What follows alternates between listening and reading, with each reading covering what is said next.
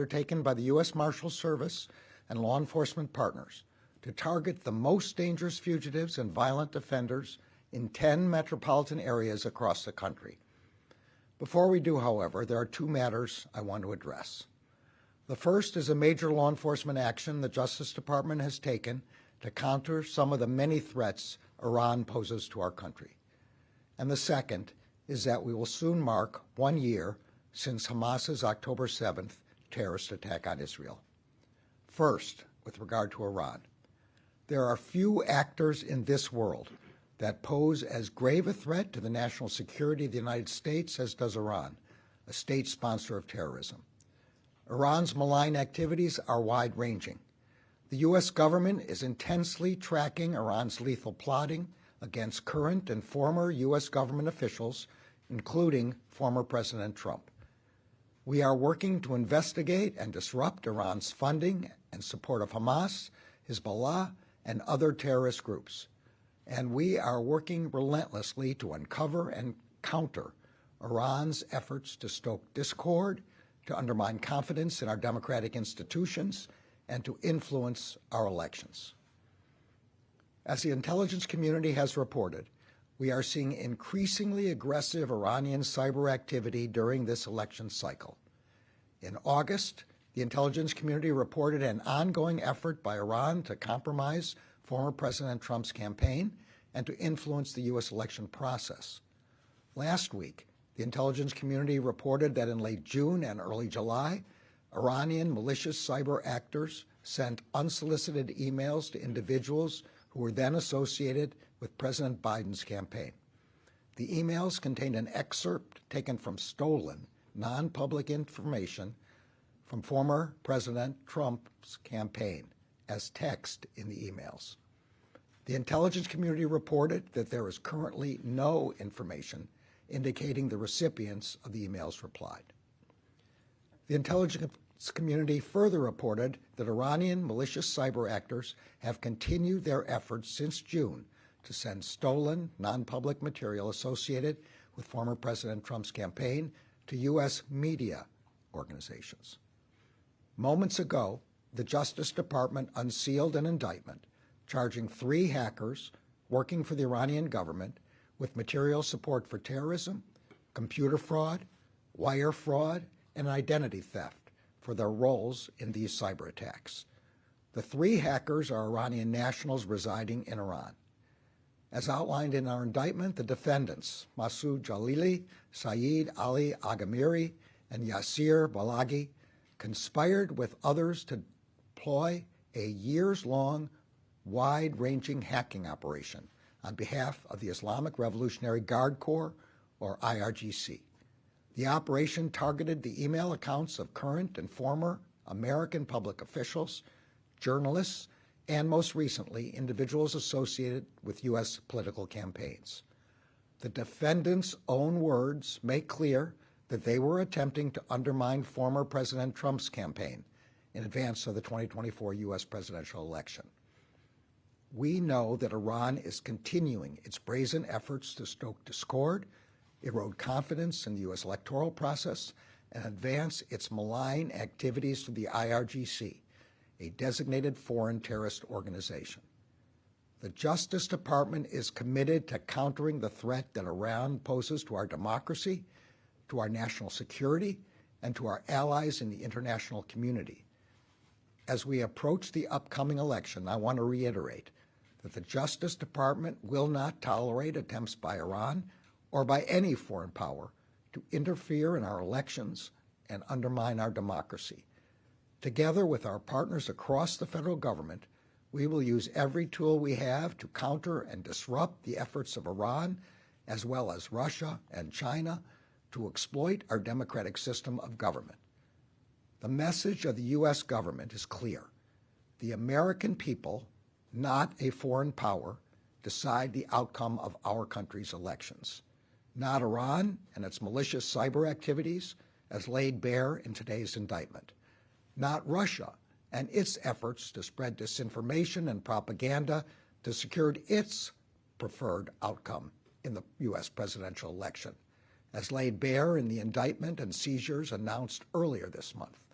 and not China, which continues in its efforts to exert targeted influence at the federal, state, and local levels in furtherance of the PRC's agenda, as described in multiple previous indictments and the intelligence community's recent election security updates. These authoritarian regimes, which violate the human rights of their own citizens, do not get a say in our country's democratic process. The American people, and the American people alone, will decide the outcome of our country's elections. Now to the second matter. In just over a week, we will mark 1 year since Hamas's October 7th terrorist attack on Israel. On October 7th, 2023, Hamas terrorists murdered nearly 1,200 people, including more than 40 Americans, and kidnapped hundreds of civilians. And they perpetrated the deadliest massacre of Jews since the Holocaust. We are committed to pursuing the terrorists responsible for murdering Americans and those who illegally provide them with material support for the rest of their lives. Earlier this month, the Justice Department unsealed charges against Yahya Sinwar and other senior leaders of Hamas for the October 7th attacks and for financing and directing a decades-long campaign to murder American citizens and endanger the security of the United States. Those charges are just one part of our effort to target every aspect of Hamas's operations. There will be more to come. In the wake of Hamas's October 7th attacks, we also saw a disturbing increase in the volume and frequency of threats here at home against Jewish, Muslim, Arab, and Palestinian communities. That is why last October I directed all of our U.S. attorneys' offices and all of our FBI field offices to meet with local law enforcement and community leaders to strengthen our response to threats of hate-fueled violence. And that is what we have continued to do in the year since. But we recognize that the ramifications of October 7th are still being felt in communities across the country.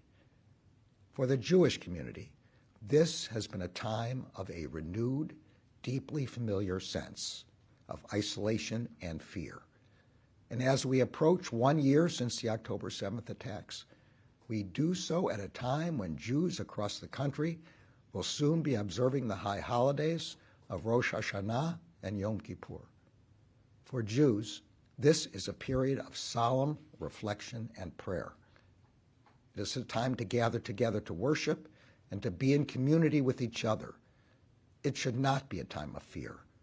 The Justice Department has and will continue to aggressively investigate and prosecute acts and threats of violence fueled by anti-Semitism and by hatred of any kind. In recent months, the Department has brought charges, obtained plea agreements, and obtained sentences for more than 35 defendants for criminal acts motivated by anti-Semitic hate. This is in addition to the many charges brought by our state and local partners. That work will continue. No person and no community in this country should have to live in fear of hate-fueled violence. No faith community should have to fear that they will be attacked in their place of worship. The Justice Department has no higher priority than protecting the safety and civil rights of everyone in our country. Working to uphold that promise is our sacred responsibility. It is one we will never abandon. Protecting the safety of our people also includes combating violent crime, which is the topic of today's third announcement, to which I will now turn. From May to September of this year, the U.S. Marshals Service worked with state and local law enforcement partners in 10 metropolitan areas to arrest more than 3,400 fugitives and violent offenders, including more than 200 wanted for homicide. They also seized more than 500 firearms, more than $500,000 in U.S. currency, and over 450 kilograms of illegal narcotics, including more than 550,000 pills of deadly fentanyl. The U.S. Marshals and their partners conducted this operation in Dallas-Fort Worth, Charleston, Baton Rouge, Little Rock, Phoenix, St. Louis, Birmingham, Winston-Salem, Dayton, and San Antonio. The arrests included a Louisiana man wanted for domestic abuse, child endangerment, and home invasion. It included 4 people in Texas wanted for a drive-by shooting that injured multiple children. It included a gang member in Texas wanted for homicide. It included a Virginia man wanted for sexually assaulting a child. It included a Missouri man wanted for opening fire at a car meetup, shooting 7 people and killing a 14-year-old. These cases represent only a small fraction of the extraordinary efforts that the U.S. Marshals Service and its partners undertook during this operation. I am deeply grateful to every Deputy U.S. Marshal, task force officer, investigator, and police officer who carried out these arrests. They did so at great risk to themselves.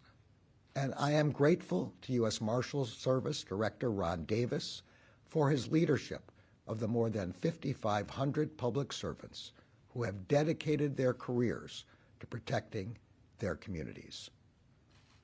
This is now the 4th iteration of Operation Northstar, which we first launched in 2022 to zero in on and apprehend the most dangerous fugitives and violent offenders.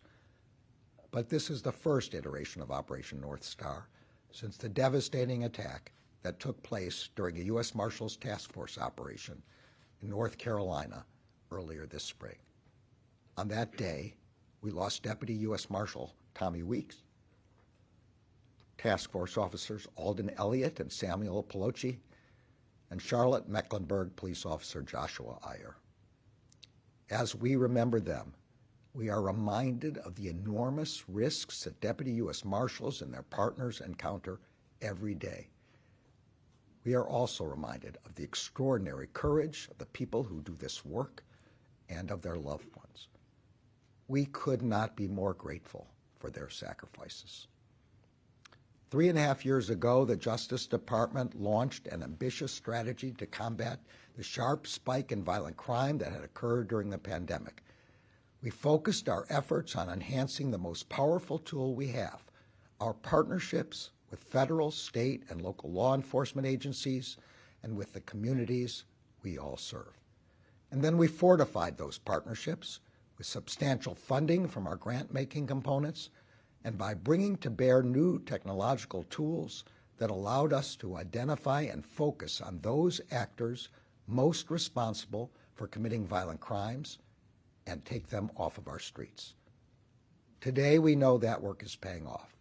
Statistics released by the FBI earlier this week show an historic drop in homicides nationwide and one of the lowest levels of violent crime in 50 years. And recently released data from the Justice Department's Violent Crime Steering Committee indicates that this trend is continuing. A study of 88 cities shows that violent crime has continued to decline considerably in the first half of 2024 compared to the same time last year, including a further 16.9% decline in murder.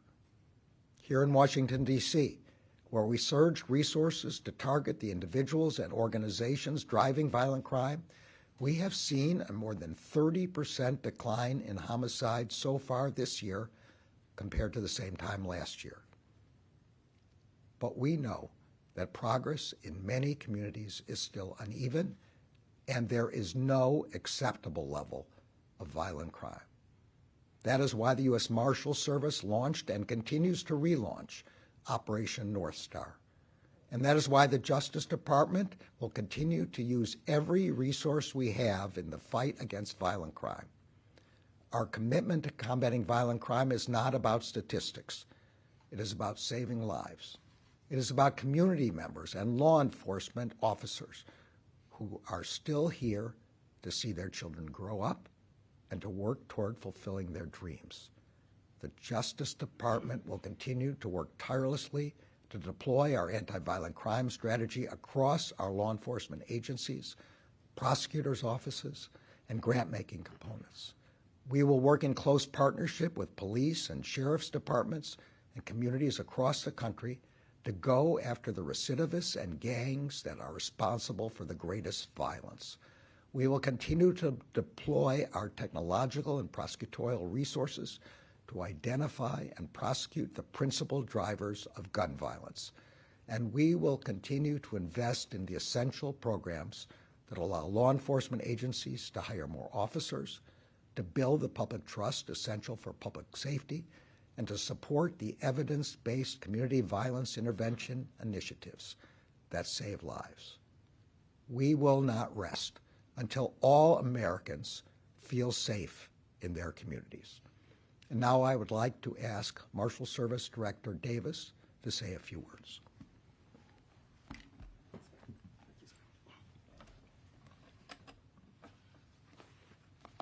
Good afternoon, and thank you for coming, and thank you, Mr. Attorney General. As the Attorney General mentioned, Operation Northstar was an initiative that was launched in fiscal year of 2022 based on the core principles of the Attorney General's violent crime strategy. It is a data-driven operation that focuses on the most violent in our communities, and it requires significant collaboration and partnership with our state and local partners. For example, for this operation, we had over 500 local and state task force officers participating in it, coming from some 100-plus agencies to focus on those 10 cities. I won't go over the stats again, but I will tell you, since we launched it, we have now focused on 30 cities that has resulted in over 10,000 apprehensions, including over 1,000 homicide suspects. And when we look at that number, I have to pause and really talk about the partnership with our state and local law enforcement. We cannot serve 1,000 warrants unless our local and state partners are working with the community to actually solve 1,000 homicides, obtain warrants for the judicial process, and then when they become fugitives and goes outside their jurisdiction, then we bring the resources and assets to help them track down and bring these fugitives to justice. So that's the part of the partnership that I think is critical when the Attorney General mentions the strategy to reduce violent crime. Also, and I want to thank the Attorney General for mentioning the 4 heroes that we lost on April 29th. Just to see how, just a stark reminder of how significant that tragedy is. The task force involved in that deadly incident on April 29th is the Carolinas Regional Fugitive Task Force. This same task force participated in this year's Operation Northstar in North Charleston, and Winston-Salem. And it shows you the resilience and the commitment of Deputy U.S. Marshals. In face of that significant tragedy in which we lost 4 heroes, they still continue to go out and serve the American people. And I think the success of this program, all of the initiatives, the Attorney General's strategy requires the commitment, the courage, and the steadfast duty of all of our law enforcement agents, officers, deputies, investigators across the country, some 800,000. So as we celebrate this part and we basically work with our communities to make them safer, we should do so with the full recognition that it comes at great risk. It comes with a great challenge, and that the women and men who do this deserve our gratitude, our appreciation, and quite frankly, our respect. Thank you. Great question. Josh? Mr. Attorney General, I have a question for you on Iran, and then I'd like to have a separate question for Mr. Davis. On the Iran issue, you mentioned that the intelligence community had assessed that none of the recipients of this information had replied that were associated with the Biden campaign. Are you confident that they didn't make any use of the information? And can you also just discuss with us the impact of the distrustful political climate we have in the country at the moment? How does that make it more difficult for the FBI or DOJ to get cooperation from political campaigns in this sort of an investigation? On the first question, I can only answer what's in the indictment, what the intelligence community has said. In light of the evidence we have, we see no indication that anyone replied. On the second question, my understanding is we had good cooperation from the campaigns, that the FBI had good cooperation from the campaigns with respect to investigating this matter.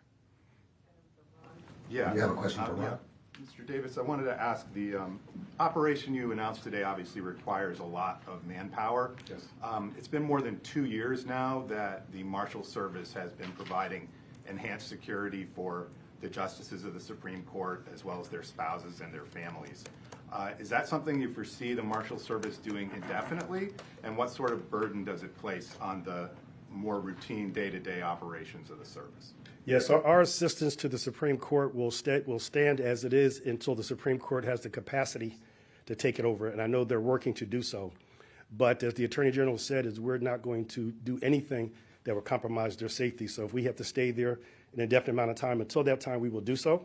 But we are working very closely with the Supreme Court Marshal and the police as they work with Congress to make sure they have the resources necessary to take it over.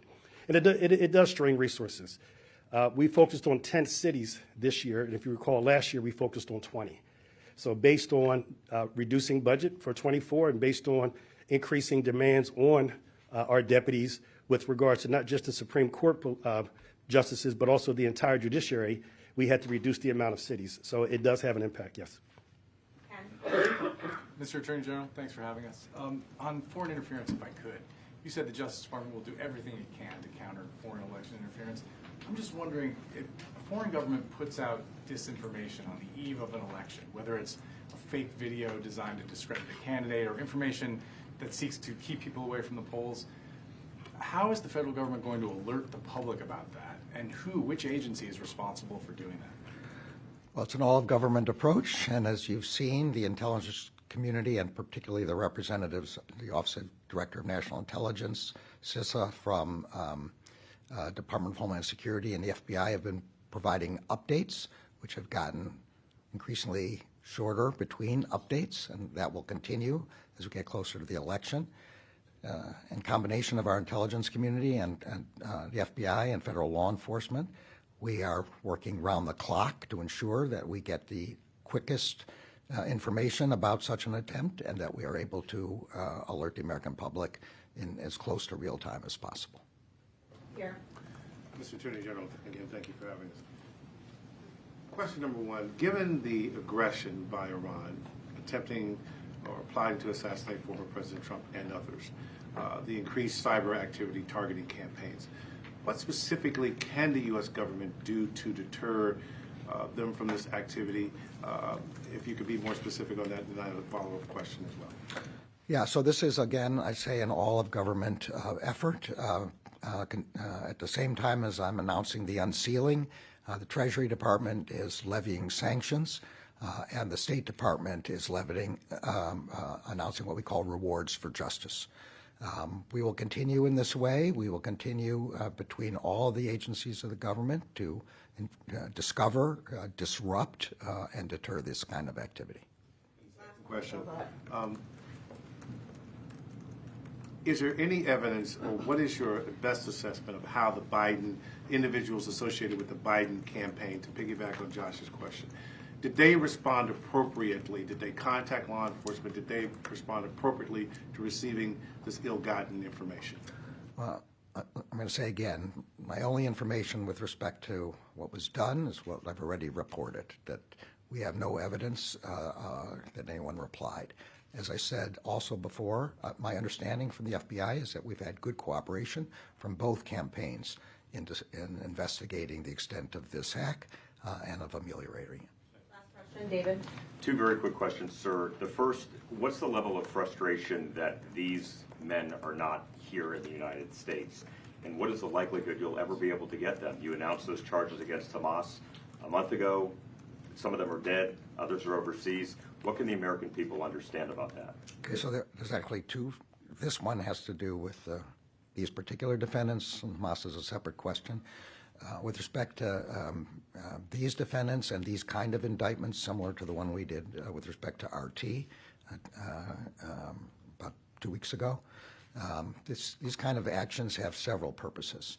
One, and maybe the most significant, is alerting the American people to these kinds of false personas, these kind of hacking operations, these kinds of production of propaganda, so the American people can see what's out there on the internet and can evaluate it appropriately, knowing that it's a foreign malign influence.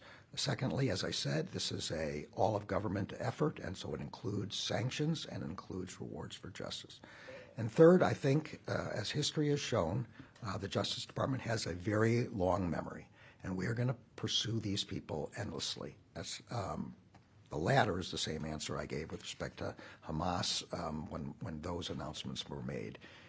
We have successfully pursued terrorists decades later for their activities. So from the Justice Department's point of view, which is the enforcement point of view, we will follow these people for the rest of their lives. Just a quick follow-up real quick. You've been criticized by conservatives, Judiciary Chairman Jim Jordan in the House that says, he says releasing the Ryan Ruth letter on the criminal docket puts former President Trump in more danger. Can you respond to that? Look, as I've said, I found the attack on, the two attacks on the former president are heinous. I'm grateful that he's safe. Our first job with respect to Ruth was ensuring that he be detained. And when you file a detention motion, the prosecutors have to make the most reasonable judgment they can about what evidence is necessary to ensure detention. That's their goal. Thank you, everyone. Thank you. Thank you. Thanks.